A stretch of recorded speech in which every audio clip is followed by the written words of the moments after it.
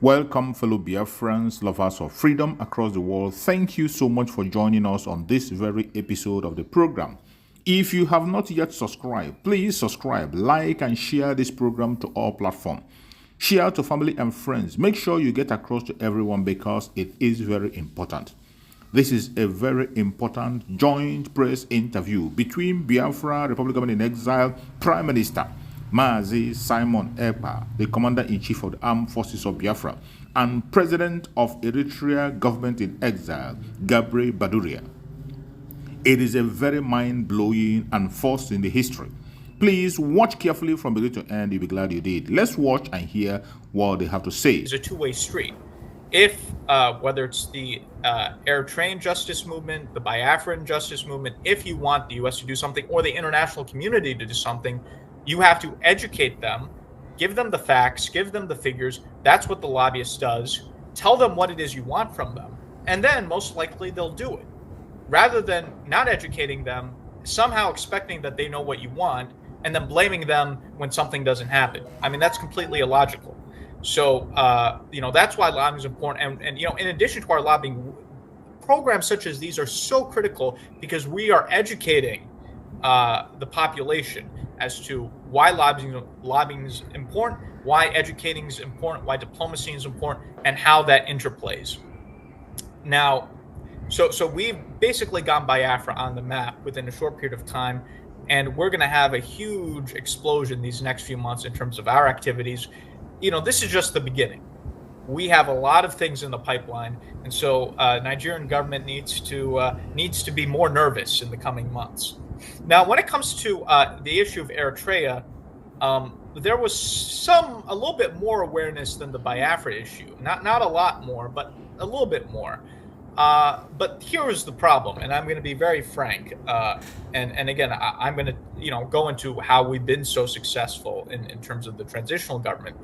The main issue that the U.S. government has had, or opponents of Isaias Afwerki have had in the U.S. government, is there was always the expectation that the Eritrean opposition, quote unquote, would at some point reach out to the U.S. government and work with them in order to remove Isaias Afwerki. And over time, the U.S. government became very surprised, and we've had private conversations. I've had many conversations. They just became surprised after 10 years, 20 years, 30 years in terms of why is the Eritrean opposition not meeting with us? Why are they not reaching out to us? Why are they not coming to us to work out a strategic plan on how to get rid of Isaias Afwerki? Why are they seemingly talking endlessly amongst themselves, talk, and more talk, and no action? So over time, people in the U.S. government became more and more disgruntled with the Eritrean opposition to the point where it seemed like, okay, these people are never going to get their act together. Now, that's why I think there was an openness within our government, frankly, to look at some other alternative in terms of saying, well, if the Eritrean opposition is incapable of organizing themselves, maybe we can play a role in helping organize them if they can't get their act together. And, President Badurai emerged on the scene. He created the government in exile. It was a perfect match. I connected with President Badurai. We developed a close relationship, a close friendship. And we decided to put all of our force here in Washington behind President Badurai, to support him as now the transitional president of Eritrea, to have a rival government to the dictatorship led by Isaias Afwerki. And it's been an enormous success.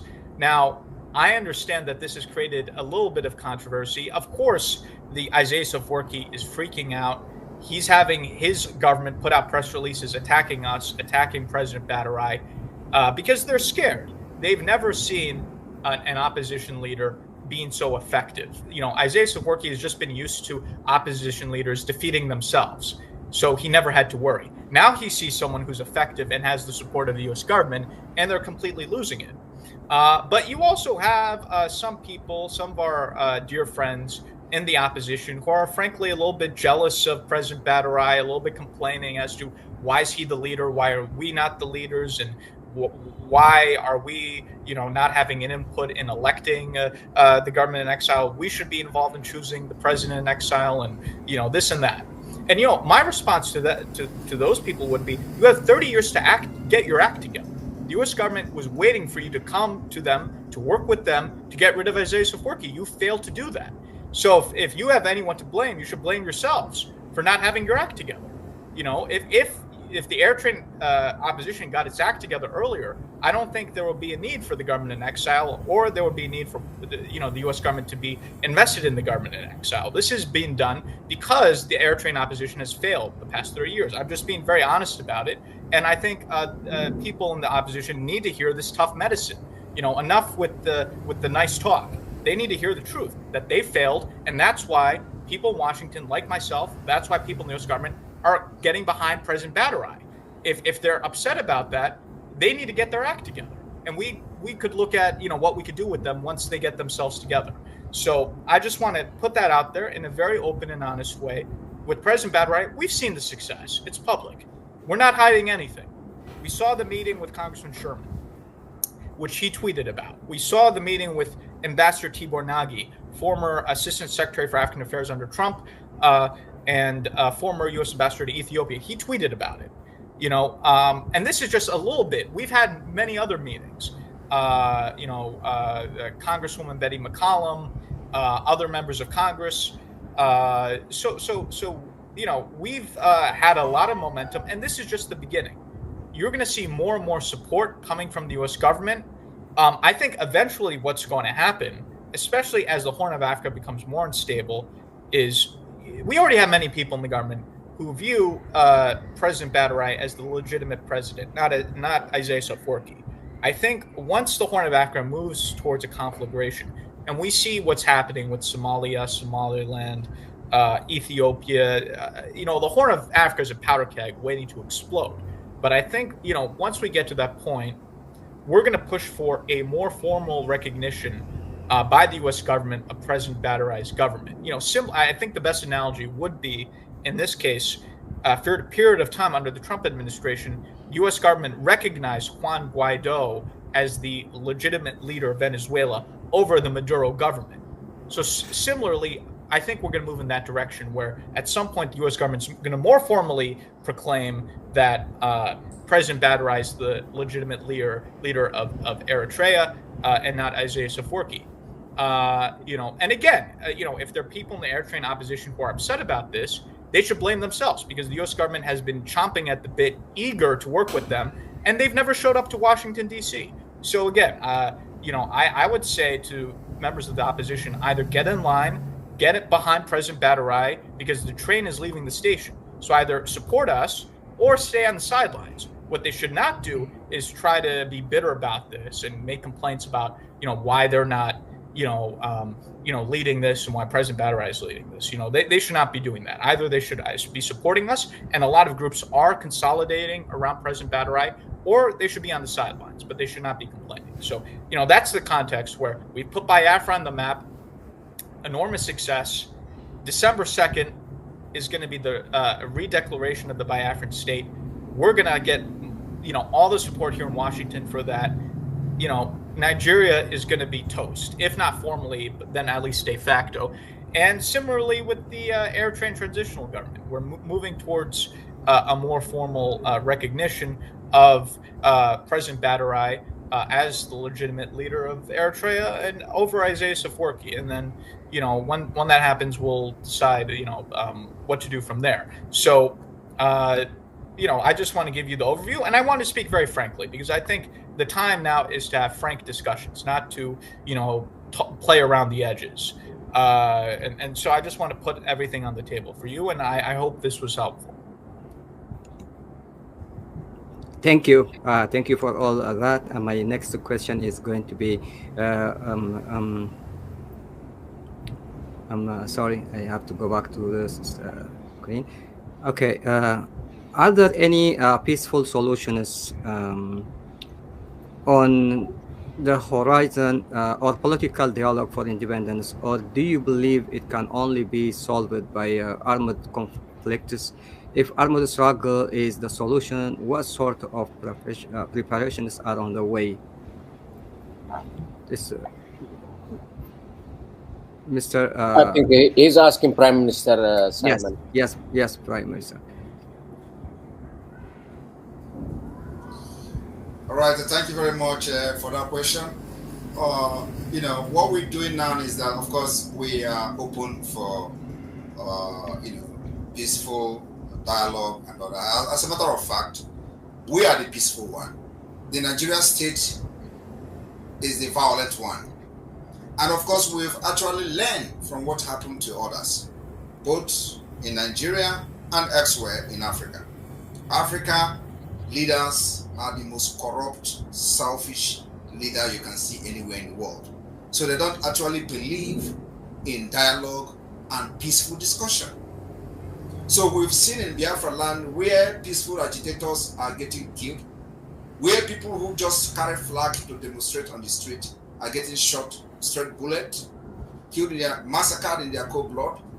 And this has happened from 1999, since the resurgence of the Biafra agitation under Mossab, under the IPOB, Nigeria, where people believe that we're fighting for freedom, only to go to the street, get killed, and they use their pictures and videos to share on the social media. Nigeria is killing us, Nigeria is killing us. I was sitting and watching those things as one Nigerianist that I was. So when I know that Nigeria, it can never ever get better, and I said, instead of wasting my time trying to wait for somebody to come and revive a faulty foundation that I know how rotten it is better that I use everything I have, both intelligence, profession, my experience, to support the liberation of Biafra. I joined the struggle. But when I joined the struggle, one of the things I did and promised myself and my God is that under my watch, Nigeria will no longer kill any Biafran and enjoy the killing. So what did we do differently?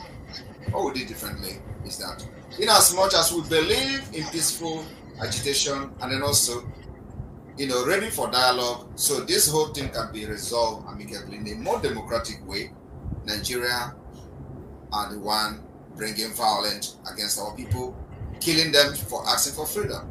So we decided to raise our defense forces, and defense forces will be defending our land against the terrorists in uniform, while we will continue to push to the outside world, to the West, America, in a more diplomatic, more refined, and more, political way. So we believe in those approaches, and because of the way Nigeria is and the kind of mentality which is kill, kill, kill, and we understand them very well. And the people that are ruling Nigeria are nomadic people. They are not Nigerians. They are not originally from Nigeria area. The president himself is not a Nigerian. I don't know whether you people are aware of that.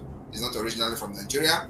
The vice president is not originally from Nigeria. So these are people who do not believe in human dignity and the right to life. And of course, we always love human beings. We protect them, protect women, protect children. So what I did under my government was that I would provide that security that Nigeria never provided for me. I will make sure that those who support the Biafra government, and whenever they get killed, Nigeria will pay their defense. So we started our self-defense by raising the Biafra Liberation Army, Biafra Resistance Fighters, and the Biafra Navy. And today, they are engaging Nigeria terrorists whenever they come to kill, as usual. So this is why it looks as if there is a violent way to our freedom. We are not the one bringing violence, but Nigeria state do it. So whenever they see that they cannot overpower us anymore, they start running around and complaining that we are violent. How are we violent? Were we the one who went to the streets to butcher and kill people that are carrying flags? Nigeria is not only violent to Biafrans. They are even violent to those who believe in Nigeria. You see them killing people for protesting for bad governance. You see them killing those who protested for criminals in the NSAS protest, when they are protesting against the terrorist SAS officials. They get killed and they cover them. At the end of the day, over 1,000 persons were secretly buried in Lagos. So Nigeria state is a terrorist state. Using violent states on them is just to give them some kind of accolade. They are terrorist state, and so anybody supporting Nigeria is actually aiding terrorism. That's why we are ready to ourselves.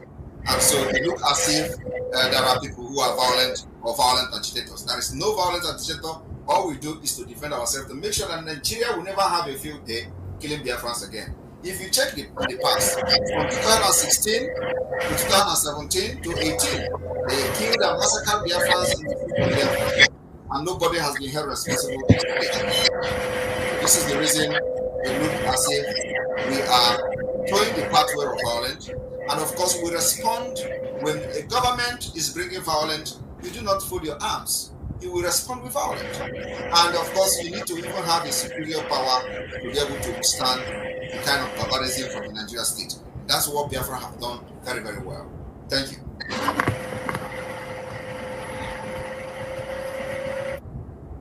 Thank you, Prime Minister, Mr. Simon. And this historical and joint interview, with the Eritrean government in exile is a milestone in our fight for freedom for the two movements, freedom for Biafra from Nigeria, and also for the government of Eritrea in exile, and government of Eritrea in exile, and of Eritrea inside the dictatorial regime in Eritrea. Can you tell us what do you have in common, both these sisterly governments in exile and the struggle for independence and the struggle for free Eritrean people from the tyrant administration in Asmara? Thank you, Mr. KHA. And again, thank you, Prime Minister Simon. And I would like also to commend Mr. Elias being straightforward in this 21st century. Right. We don't have anything to hide. When you're fighting for freedom, there is nothing to hide. Yes, everything on the table, Mr. President. Pardon me? Everything on the table. Yes, it should be on the table. Only a tyrant will have something to hide, but we have to be upfront because we're fighting for freedom. So we shouldn't have anything to be worried about by telling it like it is. On that previous question you gave to the Prime Minister Simon, if there is a peaceful political dialogue, but with this dictatorship and the tyrants, the oppressors, they don't have any vocabulary that says peace. In our case, it looked like it's too late. It became to the point of no return. I don't think they would listen to that aspect. If there is a way, even today, after all this damage that has happened in my nation, Eritrea, if there is anything to be dialogue, if there is a peaceful way to exit, in order to reach or achieve our freedom, we want to do it with the minimum damage. We don't want any further bloodshed. We don't want to create a humongous military in order to battle the existing military. For God's sake, those military that are inside Eritrea is the people's military. They are not a private military. They belong to the nation. If I would remind each and every one of you, as you graduated from Sawa, you have a pledge you gave. And that says, yes, as a military, I will protect my nation and my people from external and internal enemies. Repeat it, from external and internal enemies. So, I still want to remind you, the biggest enemy is the internal one that is looming and causing all this harm among each of us. As we know, he lives in our differences. So we have to minimize our differences in order to know and identify and target the enemy. Coming back to your question though, what do we have in common? Well, injustice in one place is injustice everywhere. If we are claiming we've been unjustly treated, the same goes for the Biafran people. By the same token, something that we have in common also, the Biafrans are also indigenous people. So, do we have 4 different indigenous people in Eritrea? That has been recognized through the United Nations. I think they deserve their freedom, their human right intact. I think they should be treated even well known throughout the world. But because of that indigenous movement of us, I think we have a big thing in common.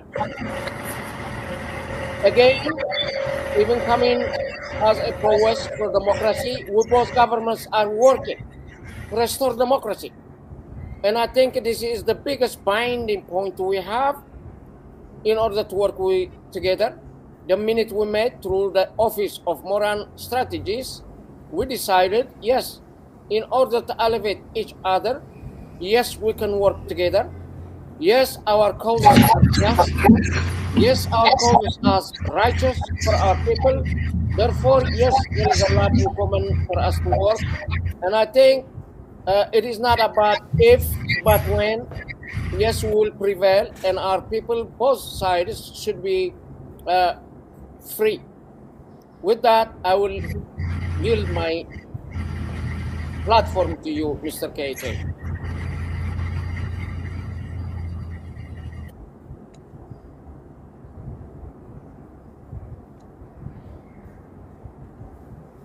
Yes, thank you, Mr. President, Mr. Bahadurai, Mr. G.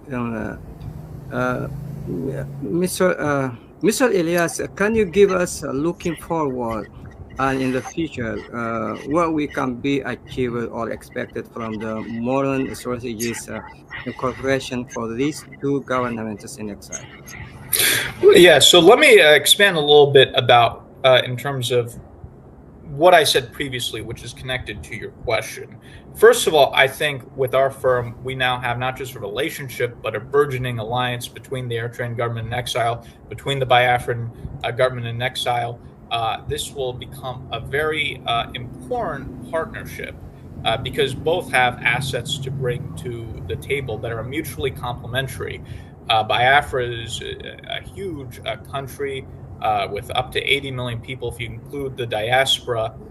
It has a strong military Biafran Liberation Army that the Prime Minister leads. So it has certain assets.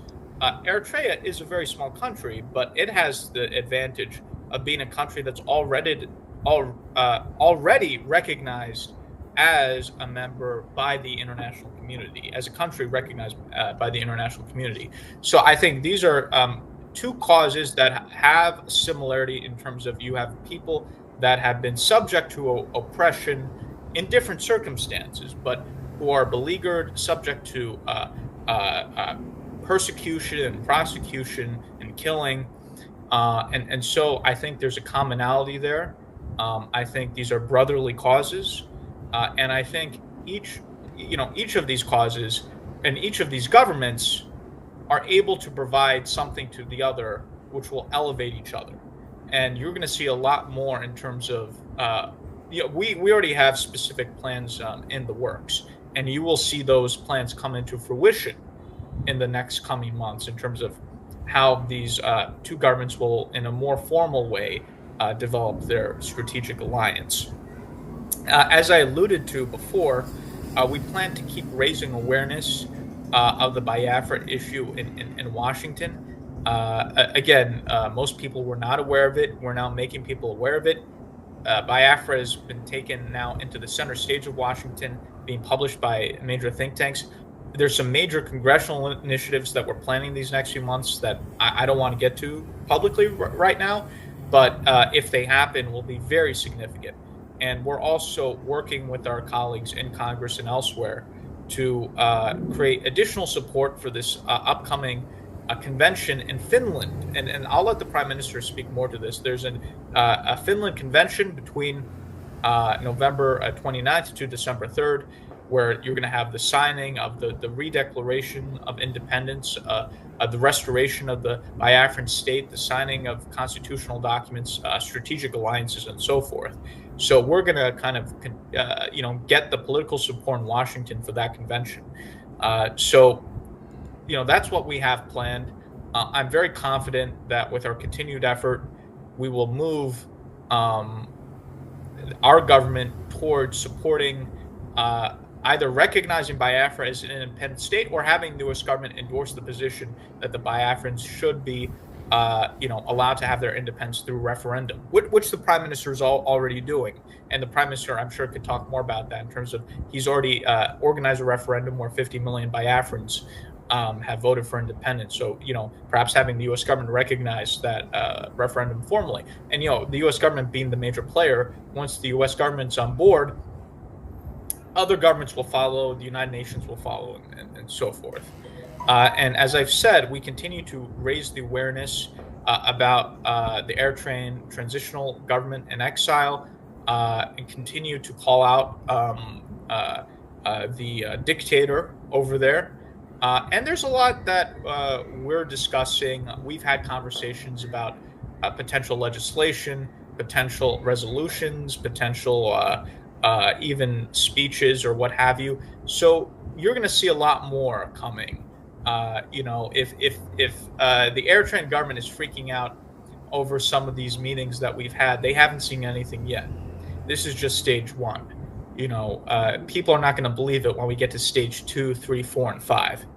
And I'm hoping that as we do this, we already have a consolidation because of our success of the smaller groups into the government in exile. The Prime Minister, the President, recently was in Addis, Ethiopia, had a major conference where, for the very first time, rather than just infighting, the smaller groups decided to coalesce and come under the umbrella of the government in exile.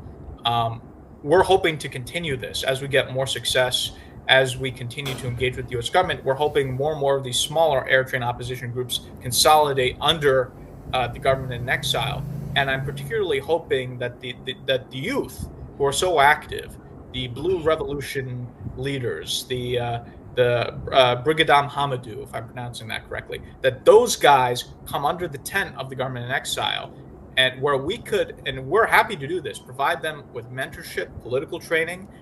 Our lobbying firm with the president will train them, and we want to get them from fighting with people in these festivals, move that from that to fighting the political fight, fighting in Congress, fighting in the State Department. We would love to bring these young people who are getting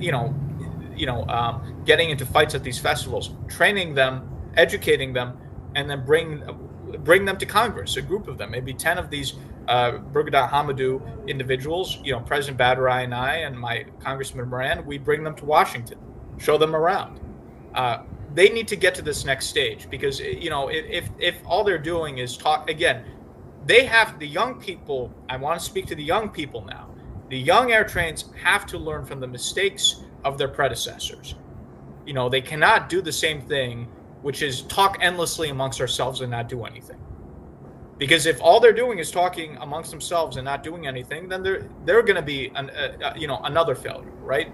And we don't want that. We want them to be successful. We're here to extend a hand to make sure they're successful, to provide them with the guidance that they need. So I am very optimistic. I think we're going to get Biafran independence, the U.S. to support that. Again, it's going to take time and effort. And the same thing with the Eritrean transitional government, because again, we have 535 members of Congress. We have the White House, we have the State Department, we have National Security Council. You have people outside the government in the think tank community that have a tremendous amount of influence. So there are hundreds, if not thousands, of people that need to be educated, that need to be engaged in order to influence U.S. policy. So in the cases of both the Biafran cause and the Eritrean cause, these are going to be long-term projects. This is not just going to be us lobbying for a month or two. This is something we're committed to doing for many years in order to develop the powerhouse in Washington. In a short period of time, we've already gotten tremendous support, more than I even anticipated. And again, I'm very confident that we're going to get an independent Biafra, and the U.S. is going to get behind that. I'm confident we're going to get rid of the dictator, Isaias Afwerki, and the U.S. is going to get behind, or is already behind, but more formally proclaim their support for the transitional presidency of Mr. Badarai. So we're in the right direction. We're going to be successful in both cases. I think the only question is timeline, right? How fast are these things going to happen? And when it comes to that, there's some externalities that are outside of our control, right? We have an election coming up. We don't know what regional events might happen, but we're controlling the things that are under our control, and we're moving in the right direction. I'm very confident in both the Biafran cause and the Eritrean cause. We're going to be successful. I'm very confident in that. Thank you, Mr. Elias, for all this. Prime Minister Simon Ekpa, we heard you have offices through the globe, and we understand shortly that that you are planning to announce something in Finland. Can you tell us what the announcement would be and what you plan to achieve by it? All right. Thank you very much. And if we all can be muted, so because there are some kind of interruption that is not actually technical, so if everybody can be muted so that the noise will be reduced. Yeah, thank you for that question, and thank you, Elias, for bringing up this issue of Biafra convention that is coming up in Finland, and we've have extensive discussion on that, and President Badarai as well. What we intend to do, first of all, let me make a comment on what we have in common before addressing that question. We have in common two government that has failed, failed state. There is no other way to describe this situation other than failed state. Two, we have government that are nomadic, that are practicing nomadic system. What I mean nomadic system is another word for tyranny. It's a nomadic system of government, not democratic. So there is a solution here that we are bringing to the table to bring more advanced democratic system to this both wonderful and beautiful nation, Biafra and Eritrea. That's the what we are bringing to the table. So when the state has failed, we shouldn't allow it to continue. Otherwise, the anarchy will become the norms. And we don't want that particular anarchy to continue. The Nigerian side is even more dangerous than any other part of the world. There is nothing you can't see in Nigeria. Having said that, we have decided that for the past 50 years, since after Nigeria massacred our children, up to 3 million of them, there has not been any clear pathway to exit Nigeria until now. So we decided to go into more organized liberation movement that will consolidate different mechanisms, political approach, diplomatical approach, and the defense approach, which is the armed struggle approach. We didn't, carry arms in the first place. It has become necessary for us to carry arms. So what we intend to do is that we have been able to lay this particular background and structure. The formation of the Biafra government in exile has given this foundation that is needed, that was lacking for decades. So we have opened several liaison offices across the world, getting ready for the restoration of independence of Biafra after the declaration in December 2nd. So on the 29th of November, from 29th of November to 3rd of December, we are going to have the second convention of the Biafra declaration in Finland. We had The first one in 2023, October, and that where we had some adopted some kind of resolution. We had what we call the Helsinki Declaration, which is the Charter of Biafra.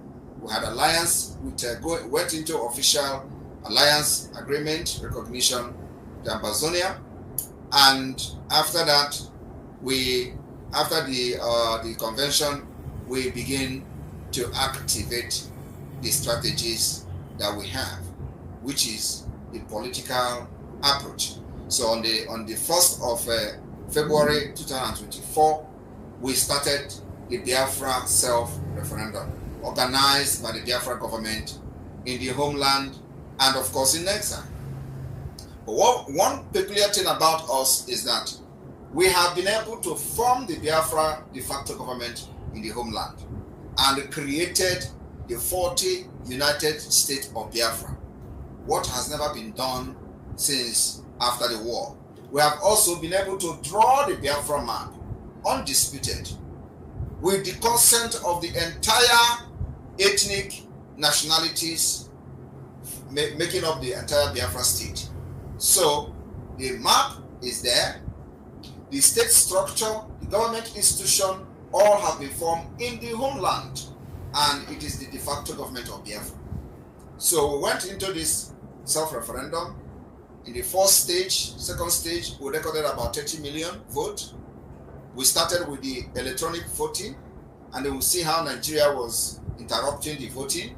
We decided to go physical voting by going into state by state, county by county, district by district. In all this, we have unit by unit. So the referendum is being conducted in the first stage of the referendum, the second stage of the referendum, and the third stage of the referendum. And the referendum is going to end on the 28th of November 2024, while the conference will start on the 29th. So we intend to announce the result of the referendum in Finland during the convention. We are also going to pass many resolutions and vote for it.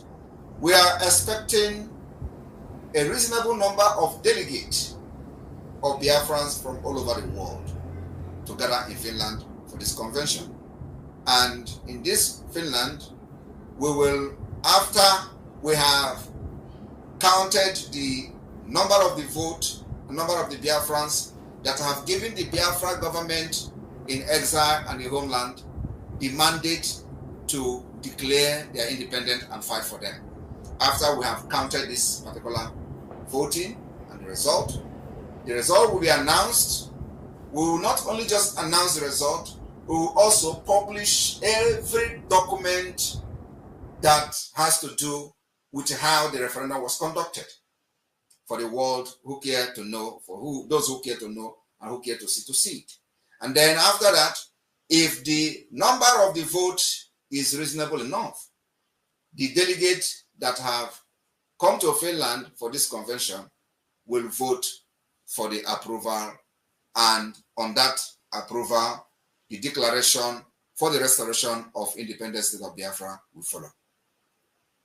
We are planning to issue this declaration on the 2nd December, which is the fourth day of the conference. After that, when we have done with the Finland Convention, we will now begin to approach Nigeria, which we know it is just going to be for formality. They will never accept anything democratic. They are not democratic in nature. They don't know even what is democracy. They do fraud in election. They kill people to become governors. They kill to become president. So they don't know what is a democracy. So we are now providing solution from what we have learned from the West, that indeed there are ways to conduct election without people getting killed. And you need to see the videos of the referendum voting in Biafra land, where people dress and come without nobody shouting because, of course, of the security situation and threat. We can't nobody making noise. Everybody come, make your vote, write your name, put your name down, because we have the record of everyone that voted. For the 30 million, we have the record, we have their names and everything.